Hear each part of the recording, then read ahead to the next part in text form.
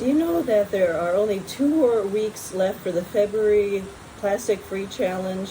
What do you do about it? I'm going to give you at least 2 tips for what to do. I am a Hennepin County Recycling Ambassador, which means that I help fellow citizens to figure out how to recycle things better and figure out what isn't recyclable. Now, this is, I believe, a national project, but I currently am in Florida, excuse the sound, but I was astounded by what there was to learn, and thanks to the Green Corp. I think Danielle was the name, was it Gabrielle? Either way. So thank you. First of all, the first tip would be, instead of storing your veggies in plastic bags like Ziplocs, store them in glass mason jars with a little bit of water so that they store better. And it's better for the environment when it's glass. Now, it was nice that they did not ask us to throw out all the plastics that we have and never use them again. It was very realistic. It was more like reduce the amount of plastic that you use, because it even gets into the drinking water and even into your body. Now, one of the things that had surprised me was that if you think that you're going to be putting an item into the recycling bin and you're not sure whether it is recyclable, just pretend for now this sour cream container, which does happen to be recyclable, but if you are not sure, the best thing to do is to not put it into the recycling bin. I had been thinking, oh, it's one piece, I'm sure they'll just take it out by hand and it'll be okay. No. What happens at these recycling facilities is that there's a very fast-moving conveyor belt, and it would be dangerous for the person to reach into this enormous recycling bin and take out that one item. The smaller it is, the less chance of it being recyclable, because the optic equipment that they use would not be able to, it would pass through like garbage. So if nothing else, toss out into the garbage what you're not sure is recyclable. Otherwise, there goes the entire batch of things that you were hoping would get recycled and now won't be because you made that one mistake. I've done my share of that. The other thing is, in case you were not sure, now there's usually arrows on the backs or the butts of these plastic containers. The arrows, what they call the chasing arrows, because the triangle looks like arrows that are chasing each other. They do not mean that the plastic is recyclable. All they mean is that there's a number in the middle that indicates the grade of plastic that's being used. In Minnesota, 1, 2, and 5 are recyclable. The others aren't. If nothing else, just reuse the container if you're going to buy it at all. Because unfortunately, like sour cream, unless you're going to make your own, I have yet to see a glass sour cream jar. Other thing is, when you go to the co-op, instead of grabbing a plastic bag, which I had done, and thinking, sorry, that it could be reused, which technically it can, how about just grabbing a brown paper bag and filling that with your item, let's say flour? Because chances are, even if you're biking to the location, or just in general can't handle bringing your own jars because there's so many of them, bless you for using the co-op, with refilling them all, but it's possibly more realistic to take a brown paper bag, fill it with the item, flour, whatever you have, and then you can always compost that brown paper bag. That way you're still reducing plastic. That's something I'm going to start to do. Also, to cut up veggies into a glass container, if you bought a head of veggies, let's say broccoli, at the grocery store. Main thing is, when you're making the first choice of buying it, to try to not buy the one that's wrapped in plastic. You're voting with your dollar. I'd rather go to a co-op and just bring a nylon bag to put the veggies into, or a cloth bag, and then store them in the airtight mason jar with a little bit of water. You look on YouTube for the best way to do that, but that way you're not relying on plastic. The other thing is, I did not realize how much plastic gets into the body.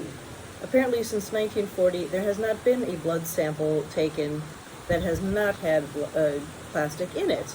We're talking micro beads of plastic, what they're called PFAS, PFAS. I don't remember what it stands for, but the essence of it is they're like microscopic amounts of plastic, which get into your blood system, which get into your endocrine glands, and disrupt your body functions. There are cases of cancer that deal with that. Just know that it gets into your water system. And for example, when you are buying a waterproof jacket, the waterproofing is plastic.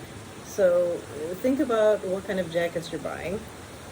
Maybe even do secondhand. I'm looking at my notes here. Also, that buy silicone instead of plastic. Like when you're buying kitchen appliances or kitchen tools.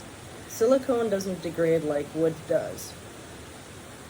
It was an amazing, absolutely amazing lecture that we were given. And then the other one we were talking about was, let's see here. So that you could cut up veggies into a mason jar, add a little water. Yep, you know about that. And that, what else is there? Oh, that we also compost our sludge here. So it's even more important that you're not, for example, using plastic containers to heat food into, because it gets into the food, it gets into sludge that gets composted. Yuck. So I'd also recommend that you go to look at a landfill and go to look at a recycling center so that you can really see what's happening. And that way you're more likely to use those items. Oh, also the plastic bags that end up in the ocean or that end up in lakes, the marine life and the lake life eats it, thinking it's another animal just floating there. Well, imagine having that in your stomach. Yeah, that could kill a person or an animal, and it does.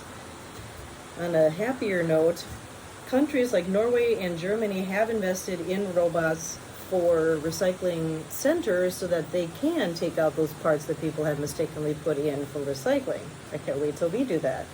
But until then, if you're not sure, if it's not 1, 2, or 5 and you're in Minnesota, then don't put it in. Plastic is very rarely recyclable because apparently there's not a market because people in general don't want to buy plastic colored things. Oh, and you'll notice that a lot of Target's shelves in the health and beauty section have been bare because they have been banned due to having plastic.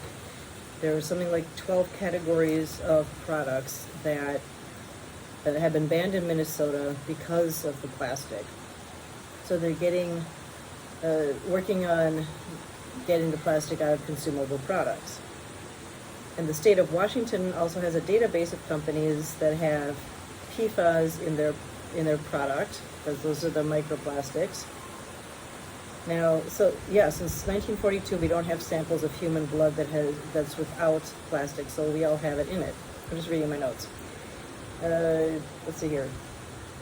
And one other thing I was amazed and happy to learn was that hunters in general, if you want to meet people who are eco-friendly, talk with a hunter. I couldn't help thinking that if you're out there with a gun that maybe you are not wanting to protect the environment, but it's part of population control, and yes, they do want to preserve the environment. So kudos to you if you're a hunter. And also, if you're in St. Paul, Minnesota, chances are you want to preserve the cleanliness or make sure your water is clean because of the companies around that are polluting it. What was the other one? I think that is the essence of it. But imagine that Minnesota has 52 Green Corp members, and this was the first year that there were more applicants than spots to fill. That's really cool, and it's not just youth, it's people middle-aged, people in retirement. It's incredible. So thank you, Green Corp, and I wish I had written down her name. I think it was Danielle. I'm going to go with Danielle for now. So if not, either way, thank you, and seriously, check the number on the bottom and compost where possible, and go to that co-op with brown paper bag instead of plastic. You can also get attention for your company by joining the plastic-free movement. And it doesn't mean you won't use plastic at all. It just means you're more aware of it and you'll get help from the government to comply with it more. Check your city website to see who can help you out with it. It's really exciting. They'll help you get supplies, etc., and get publicity for your company. Great way to promote your company, which is what all of us, in a sense, about, is promoting owners of small businesses. It's an awesome thing. I love entrepreneurs, and I love it when you're eco-friendly. Way to go, be eco-friendly, and happy February. See ya. And please subscribe. Thanks.